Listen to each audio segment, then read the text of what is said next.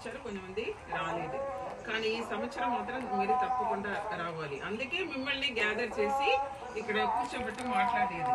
దానికి మీరు తప్పకుండా ఈ నెల మీరు సాలిడారిటీ కోసం అండ్ ఆర్ఫన్ పిల్లల కోసం ఈ నెల మీరు పొదుపుగా ఇచ్చేస్తారు కదా. అలాగే ఒక మంచి మనసుతో మీరు ఆర్ఫన్ పిల్లల కోసం, అంటే మన తల్లిదండ్రులు లేని పిల్లల కోసం మీరు సహాయం చేస్తున్నారు. సహాయం చేసేది మాత్రం కాదు, మీరు సాలిడారిటీకి అక్కడ వచ్చి సానుభూతి కార్యక్రమానికి వచ్చి ఆ పిల్లల్ని మీరు చూడాలి. వాళ్ళు ప్రతి సంవత్సరం వాళ్ళు ఎట్ట ఎదుగుతున్నారు, వాళ్ళు ఏం చదువుతున్నారు, ఎక్కడ ఉన్నారు, ఎలా ఉన్నారు అని మీరు చూడాలా వద్దా?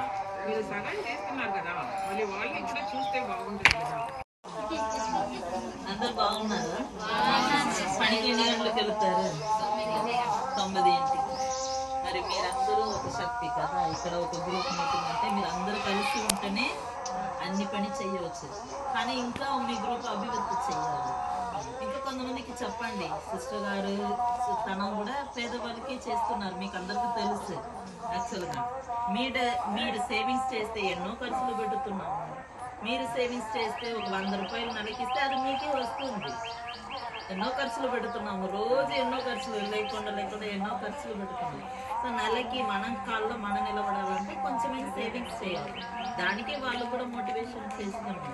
సో మీ పక్కన ఉన్న వాళ్ళు, మన స్కూల్ పిల్లలు తల్లిదండ్రులు కూడా కొంచెం చెప్పండి, గ్రూప్లో జాయిన్ చేయాలి. ఇది తర్వాత మనకి ఫిబ్రవరిలో సాలిడారిటీ మీటింగ్ ఉంది. సాలిడారిటీ అంటే తెలుసు కదా మీకు. మహిళలందరూ ఆ మీటింగ్కి మీరు